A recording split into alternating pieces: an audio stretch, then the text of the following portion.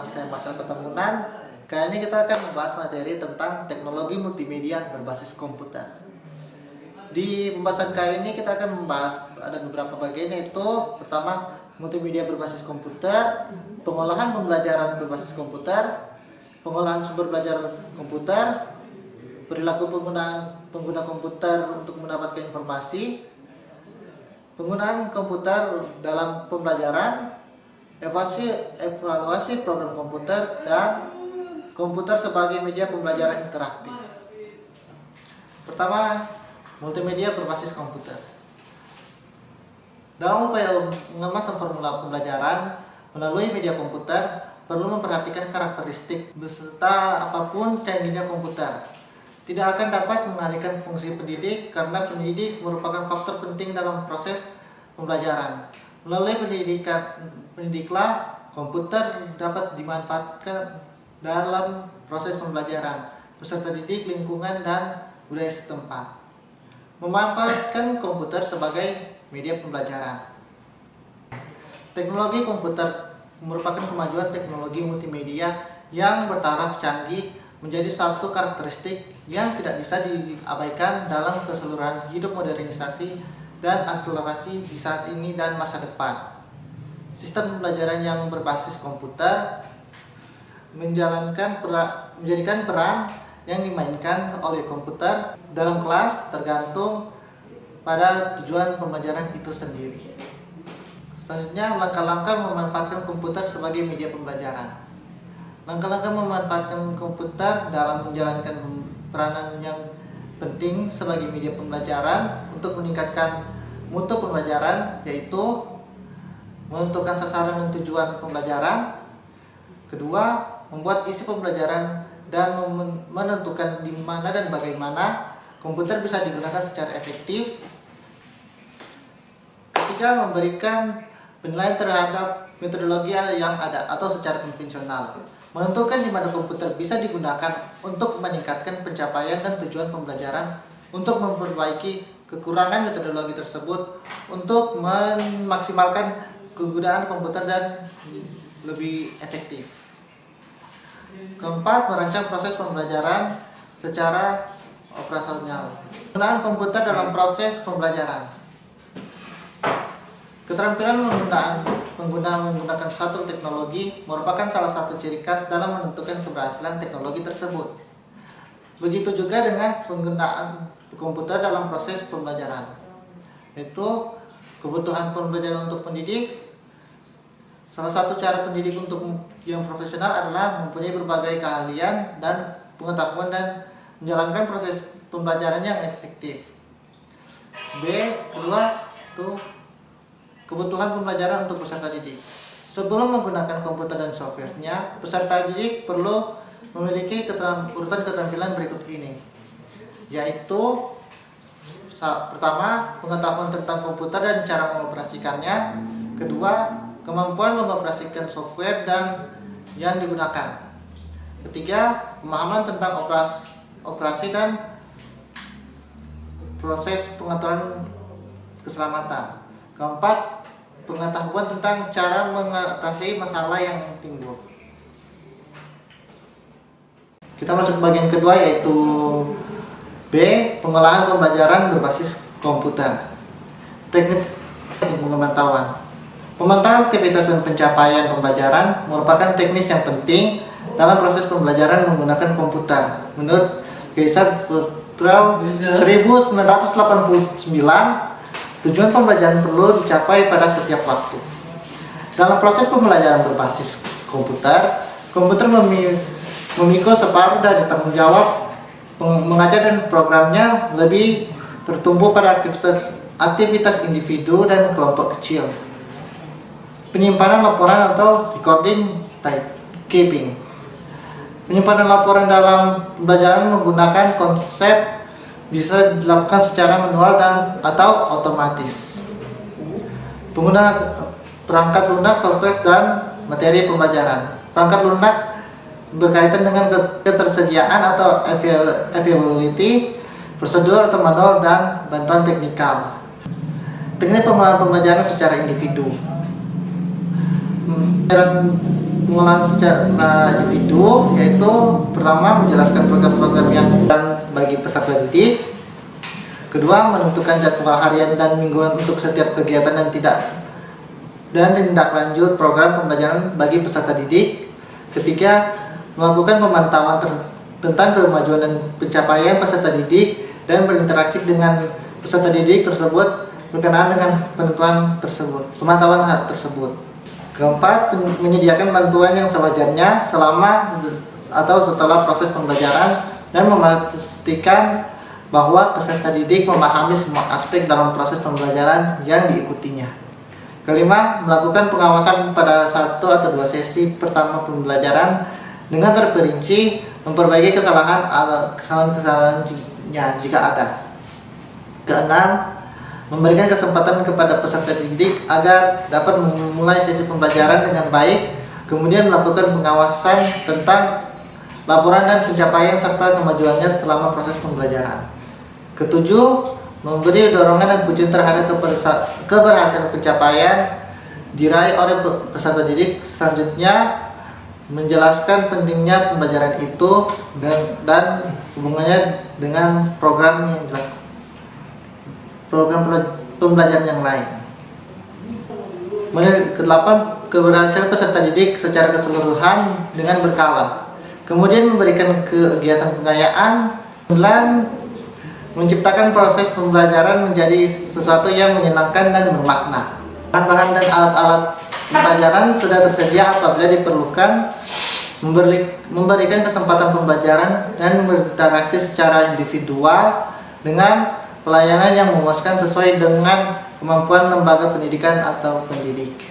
Ke-10, yaitu memberikan umpan balik kepada peserta didik setiap kali setelah akhir pembelajaran.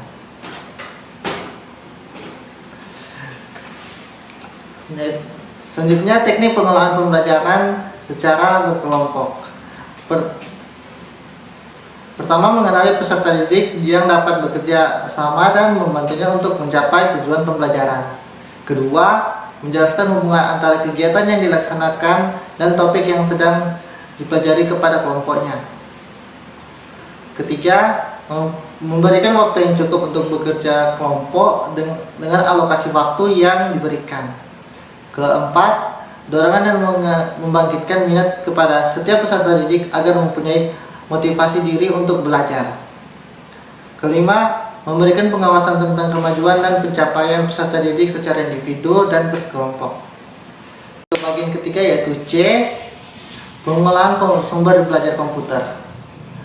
Integrasi sumber belajar di dalam satu program pembelajaran adalah satu faktor penting dalam mengoptimalkan kebermaknaan penggunaan komputer di dalam pembelajaran. Program pembelajaran menggunakan komputer perlu diintegrasikan dalam proses pembelajaran agar tujuan kurikulum dapat dicapai. Penempatan komputer di lembaga pendidikan. Penempatan komputer di suatu lembaga pendidikan mempunyai implikasi penting dalam menentukan tujuan integrasi penggunaan komputer dalam kurikulum. Secara umum ada 3 alternatif penting dalam penempatan komputer di lembaga pendidikan, yaitu pertama laboratorium komputer, kelas, dan pusat sumber belajar. Mendesain ruangan komputer. Dari 3 alternatif dalam penempatan komputer di lembaga pendidikan tadi, yaitu di laboratorium, kelas, dan pusat sumber belajar, yang penting adalah mendesain ruangan komputer. Ruangan komputer merupakan lingkungan fisik dan sistem informasi yang sangat penting untuk keberhasilan pembelajaran. Ruangan komputer pun dilengkapi alat perlindungan yaitu UPS atau Uninterruptible Power Supply. Jika terjadi konslet atau mati listrik secara mendadak, maka listrik tetap menyala untuk beberapa saat. Sebab UPS memiliki sistem di mana listrik bisa disimpan dalam satu alat dan berfungsi menggantikan suplai listrik yang mati. D. Perilaku penggunaan komputer untuk mendapatkan informasi. Perkembangan sistem informasi yang semula berbasis client server menjadi berbasis web yang diproses di sisi klien telah melahirkan setiap penerimaan atau penolakan dari user dalam penggunaannya. Misalnya multimedia, yang penggunaannya relatif diterima oleh peserta didik dalam meningkatkan nilai layanan yang diberikan institusi di mata pelanggannya. Oleh karena itu, perlu diketahui bagaimana sikap dan perilaku yang dirasakan user terhadap multimedia yang digunakan. Behavioral intention to use adalah kecenderungan perilaku untuk tetap menggunakan suatu teknologi. Perceived as of user, indikator kemudahan penggunaan komputer antara lain yaitu multimedia yang sangat mudah dipelajari. Kedua, multimedia yang sangat mudah mengerjakan aktivitas yang diinginkan dan dibutuhkan oleh pengguna. Ketiga, multimedia sangat mudah meningkatkan keterampilan pengguna. Dan keempat, multimedia sangat mudah dioperasikan. Lalu selanjutnya perceive unusefulness. Perceive unusefulness yaitu persepsi pengguna terhadap kemanfaatan multimedia sebagai ukuran penggunaan suatu multimedia yang dapat dipercaya dan akan bermanfaat bagi orang yang menggunakannya. Attitude toward using. Attitude toward using yaitu sikap pengguna terhadap penggunaan multimedia yang berbentuk penerimaan atau penolakannya sebagai dampak bila seorang menggunakan suatu teknologi dalam pembelajaran. Selanjutnya, behavioral intention to use. Behavioral intention to use yaitu perilaku pengguna multimedia tetap menggunakan suatu teknologi. Tingkat penggunaan seseorang terhadap sebuah multimedia dapat diprediksi dari sikap perhatiannya terhadap multimedia tersebut. Selanjutnya itu actual system usage. Actual system usage yaitu keadaan yang nyata dalam penggunaan multimedia yang bentuk pengukurannya dilihat dari frekuensi dan durasi walau penggunaan multimedia dalam pembelajaran. Selanjutnya yaitu penggunaan komputer dalam pembelajaran. Pertama, pertimbangan komputerisasi program pembelajaran. Data dan informasi tentang peserta didik dan pendidik membutuhkan ketelitian dan ketepatan agar dapat segera dikombinasikan dalam jangka waktu relatif cepat. Penyimpanan data melalui komputerisasi tentunya sangat membantu penyelenggaraan sistem administrasi dan manajemen program pembelajaran jarak jauh. Pelaksanaan kegiatan kurikuler, bimbingan, kegiatan penilaian, penggandaan dan pemakaian bahan bacaan dan alat bantu, serta kegiatan pembelajaran perlu pendataan dan pengolahan yang cepat dan akurat. Pendayagunaan komputer merupakan salah satu sarana atau prasarana yang sangat penting guna lebih memperlancar sistem informasi dan komunikasi. Misalnya untuk pelaksanaan bimbingan dan penilaian peserta didik dibentuk meningkatkan hasil belajar dan optimal. Kebutuhan inovasi dan pembangunan pendidikan nasional dewasa ini untuk perhatian yang sungguh-sungguh gunakan teknologi informasi dan komunikasi baru antara lain penggunaan komputer. Pengolahan data. Pertama, pengertian data. Data adalah fakta atau kejadian yang terjadi di dalam sebuah pendidikan atau organisasi. Pengolahan data. Pengolahan data terbagi ada beberapa bagian, yaitu pertama, pengertian data. Data adalah fakta atau kejadian yang terjadi dalam sebuah pendidikan atau organisasi. Ini dalam proses pembelajaran berbasis komputer. Kedua, proses merubah data menjadi informasi, yaitu sistem informasi menukarkan data kepada informasi yang berguna. Proses merubah data menjadi informasi yang melalui 3 langkah, yaitu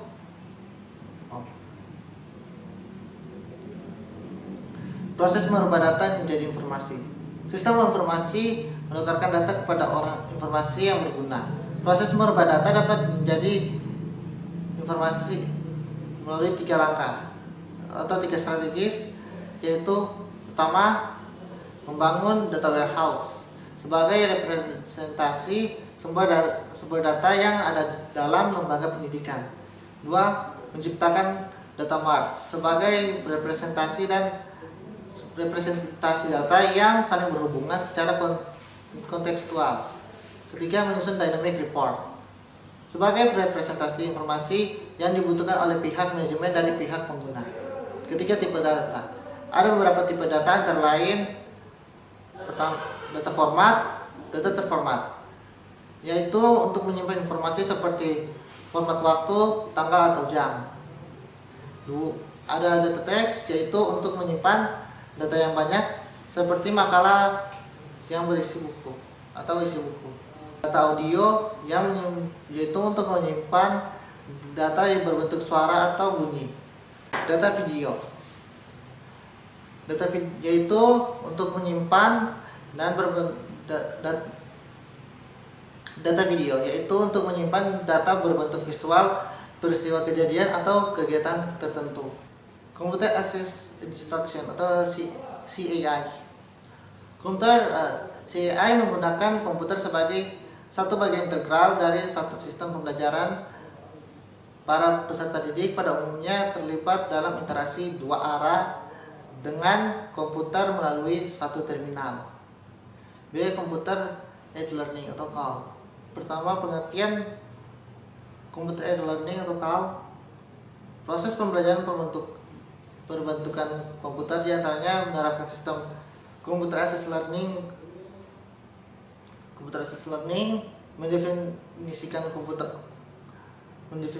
mendefinisikan CAL sebagai penggunaan komputer dalam menyampaikan materi pembelajaran dengan melibatkan peserta didik secara aktif serta memberikan umpan balik. CAL yaitu belajar dengan bantuan komputer melalui computer aided instruction, computer simulation, dan sebagainya. Computer assisted learning atau CAL adalah teknik-teknik yang melibatkan pendayagunaan komputer sebagai media pembelajaran atau sebagai sumber belajar. Tujuan CAL adalah untuk mengajar, yaitu menyampaikan pembelajaran dengan menggunakan program komputer. Menurut Gaines dan Bridge, Wang dan Salman pada tahun 1994, komputer menjadi populer sebagai media proses belajar karena komputer memiliki kelebihan yang tidak dimiliki oleh media pembelajaran lainnya. Bagian F, evaluasi program komputer. Komponen yang dievaluasi yaitu ketercapaian tujuan program, waktu, dan pendidik. Prosedur evaluasi dalam program pendidikan komputer. Penguasaan aspek teoritis yang meliputi pengenalan, pemahaman aplikasi peralatan komputer, penggunaan aspek praktis yang meliputi keterampilan menggunakan peralatan komputer, penggunaan aspek teoritis dan praktis pembuatan program komputer, penggunaan aspek fungsi, manajemen dan sistem manajemen informasi, serta statistika dan sebagainya.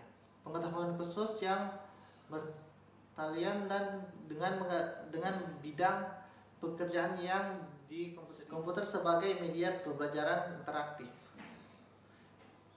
Konsep pembelajaran interaktif. Media dalam pembelajaran berfungsi menghubungkan antara peserta didik dan pendidik. Konsep pembelajaran interaktif. Ke bagian G yaitu komputer sebagai media pembelajaran interaktif. Konsep pembelajaran interaktif. Media dalam pembelajaran berfungsi untuk menghubungkan antara pendidik dan peserta didik. Jenis media yang digunakan sebagai delivery mode seperti media cetak, siaran audio, siaran televisi, konferensi komputer, surat elektronik atau email, video interaktif, dan teknologi multimedia. Media berfungsi untuk meningkatkan interaktif pembelajaran antara pendidik dengan peserta didik. Fungsinya lainnya untuk pemberian umpan balik terhadap hasil belajar atau informasi tentang hasil belajar yang diperbaiki. Umpan balik memegang peranan penting karena jika peserta didik tidak mengetahui hasil belajarnya, dapat mengakibatkan penurunan belajar dan prestasi belajar. Dalam proses pembelajaran interaktif, terjadi beberapa bentuk komunikasi, yaitu satu arah atau one way communication, dua arah two way communication, dan banyak arah atau multi way communication, berlangsung antara pendidik dan peserta didik. Menyampaikan materi pembelajaran dan peserta didik memberi tanggapan atau respon terhadap materinya. Dalam pembelajaran interaktif, pendidik berperan sebagai penyampai materi, menerima umpan balik dari peserta didik, dan memberikan penguatan atau reinforcement terhadap hasil belajar yang dicapai peserta didik. Yaitu sekian materi yang saya bisa bawakan. Terima kasih sudah menonton dan sampai jumpa.